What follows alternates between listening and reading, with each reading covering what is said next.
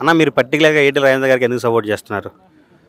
So మేము first నుండి వచ్చేసి బీజేపీలో ఉన్నాము. తర్వాత ఈటెల రాజేందర్ గారు వచ్చేసి చాలా మందికి అంటే రాష్ట్రంలోనే కాదు దేశవ్యాప్తంగా కూడా సుపరిచితులు. తెలంగాణ ఉద్యమంలో కావచ్చు, తర్వాత తెలంగాణ ఫామ్ అయిన తర్వాత మనకి తెలంగాణ డెవలప్మెంట్లో కావచ్చు చాలా కీలక పాత్ర పోషించిన వ్యక్తి ఈటెల రాజేందర్ గారు. సో అటువంటి వ్యక్తి మనకి చట్టసభల్లో ఉండడం మనకెంతో అవసరం. ఇప్పుడు వారి గురించి వాళ్ళ గెలుపు గురించి కాదు, మన అవసరం కోసం వారిని గెలిపించుకోవడం అనేది చాలా అవసరం. అందుకని ఈటెల రాజేందర్ గారిని ప్రతి ఒక్కరు కూడా సపోర్ట్ చేయాలి, గెలిపించాలి. మీరు చెప్పండి. అంటే దేశంలో మార్పు జరగాలి, అభివృద్ధి జరగాలి, ఆ లక్ష్యంతో నరేంద్ర మోడీ గారు ఆ దిశలో పనిచేస్తూ ఉన్నారు. అదేవిధంగా ఇక్కడ ఈటెల రాజేందర్ గారు కూడా మరి అదే స్థాయిలో పనిచేసిన తెలంగాణ ఉద్యమంలో ముందుండి ఎన్నో ఇబ్బందులకు ఎదుర్కొని నిలబడి తెలంగాణను సాధించడం జరిగింది. నేను కూడా సింగరేణిలో పనిచేసినప్పుడు జేఏసీలో ఉండి కోదండరామమే అందరం కలిసి తెలంగాణకు ముఖ్య పాత్ర పోషించడం సింగరేణి కార్మికులు.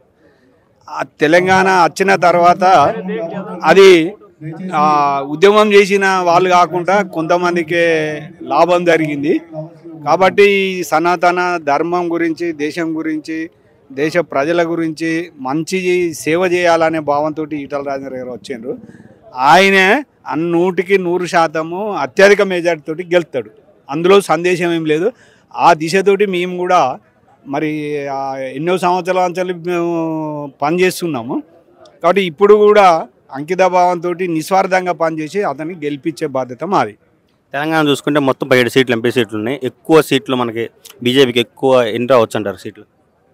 దాదాపుగా 12-13 సీట్లు ఖచ్చితంగా బీజేపీకి వస్తాయి.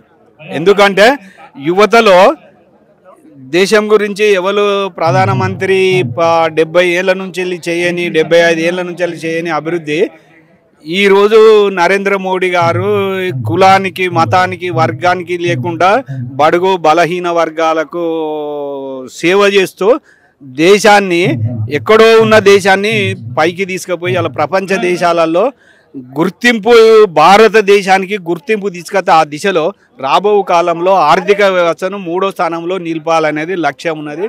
వారెంట పనిచేయడము మాకు మరి మేము కూడా పనిచేయడం మాకు అదృష్టంగా భావిస్తున్నాం.